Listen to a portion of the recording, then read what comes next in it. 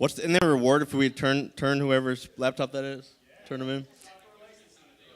Let's do that. Okay, up next we have the co-founder and CEO of Mendr, Josh Farrar. Say it right? Yeah, you pronounced that correctly. Thank you. Thanks for having me. It's a great evening. Really appreciate it. I'm just kidding. But you were kind of slow on that response. I was, yeah. I'm just kidding. Clicker, thank you. All right. Keep me in check, please. All right. Now I want you to imagine a scenario with me. Let's say that you're at a Dallas local startup event. You're with your co-founders, and you're excited because you're going to be launching that week. What's important to you this night, besides networking, is getting a good shot, a good photo for your social media posts. You got to get posts up and active because you got to get traffic on your pages, and you're thinking, well, let's get some activity. So you take a few photos with your co-founders that evening.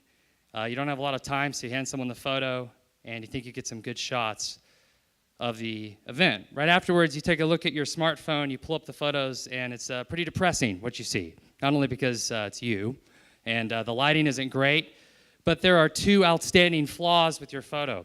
The first is that the CEO is blinking. It's very annoying. His eyes are totally closed.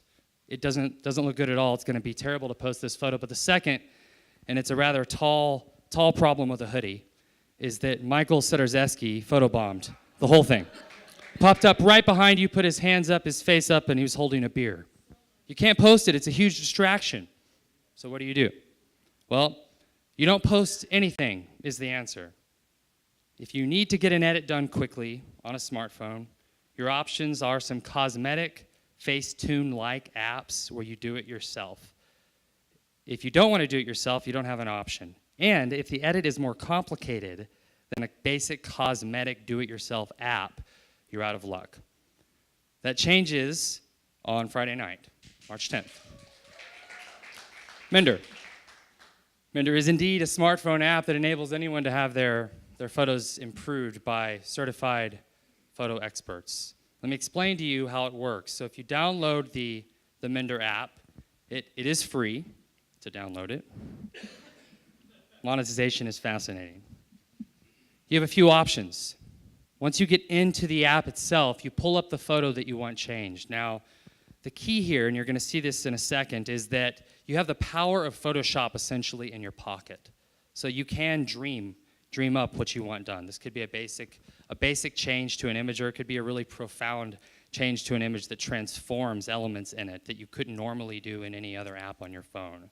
Once you dream up what you want done, you can go right into the app and guide it. You can customize it. You use our specification tools to chalk, to draw, to comment, to connect and attach merge photos or reference photos for imitation.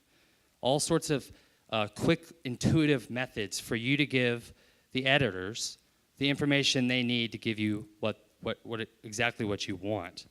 Now, if you're a different type of consumer that approaches photo editing differently, you'll do Editor's Touch, where you pass it along to the editor and they use guided methods for making your photo social media ready to quickly turn it around to you. Now, what is our method? What is our methodology? Is a pay-per-edit system. It ranges from $2 up to $30. The average edit in our system is going to be about $4 to $7 typically. The key here is where the editors come from. There are hundreds of thousands of skilled Photoshop experts across this world, whether they took Photoshop classes in college or they trained themselves. They would love to make money at their passion, and many of them already do that work for free on sites like Reddit. They're going to be able to log into Mendr, create an account, and if they pass our tests, and there are 3 of them to become editors at Mendr, then they do not have to bid for photos. They can develop a following. They can take direct edit requests for extra fees, and they can make a very, very good amount of money on a daily basis. The default payout to an editor in our system, because we respect the craft, is 40% out of the gates, and if they are active and loyal and produce quality, we bump that up to 51% take on every job that is done. They keep 100% of their direct edit fees when they develop a following. We're excited about that and proud of it. As I said, there are lots of pain points in the freelance editing market. The catch-all sites are a problem. The bidding is a problem. The customer is heavily favored in crowdsourcing, which is why we don't like the word and we don't believe it defines us. We are a craft sourcing company. And I'm sure it's one of those terms that a lot of little startups think they've coined. But we're excited about it. So we're launching soon, and this is where I stop. Thank you. I'm going to call up Pat Thibodeau, who is the man with the idea, a photo editor, a supply chain expert. You got to gong him. He's still talking. Questions. Thank you. Yep. All right, I don't know if did I miss a slide that said how much of a problem this actually is for the user? Because to my knowledge, they're teaching photo editing stuff in high school nowadays. So you highlight a lot on the freelance editors, great, everyone needs to make money, but why would a regular person or even a startup founder or something use this? Like, is this actually a problem? For who? On both sides? For the user? Like, I run 2 startups. I can do some of my own editing. Why would I use this? No, you wouldn't. You're good to go.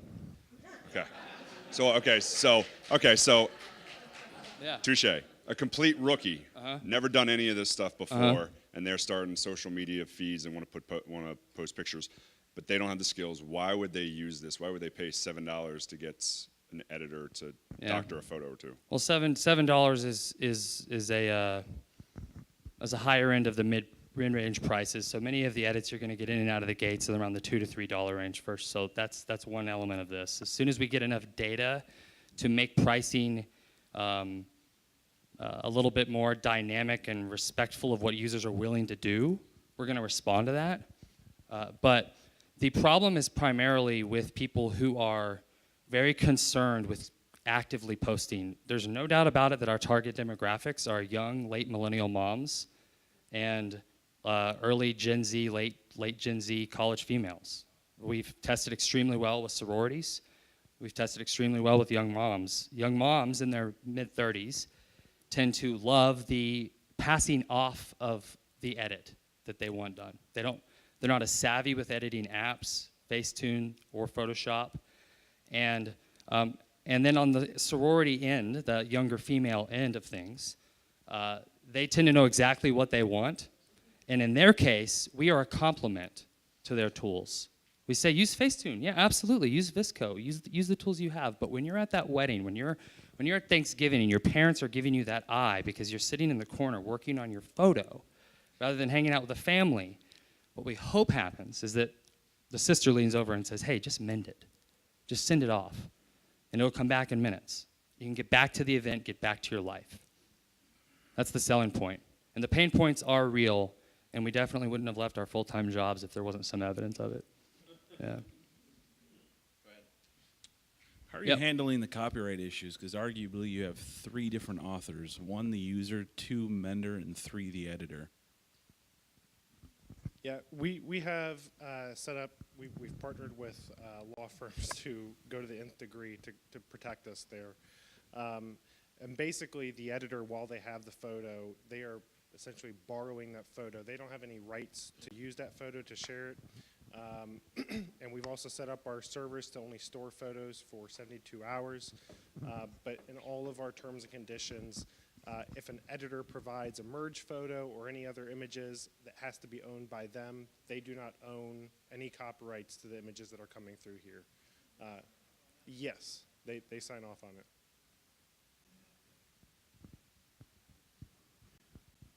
All right. So I had a question: is this going to be mainly just for photos, or is it going to be for other media? And then what's the extent of what can be edited on it?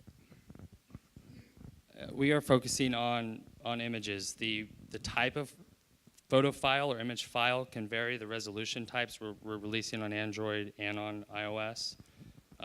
But we are narrowing our scope, and that is part of what we believe is going to help. We're open to the idea of down the road, if the results are promising, looking at other forms of media, but I honestly don't predict we will. I think we're going to stick with the bread and butter of the importance of curating images. We do have one edit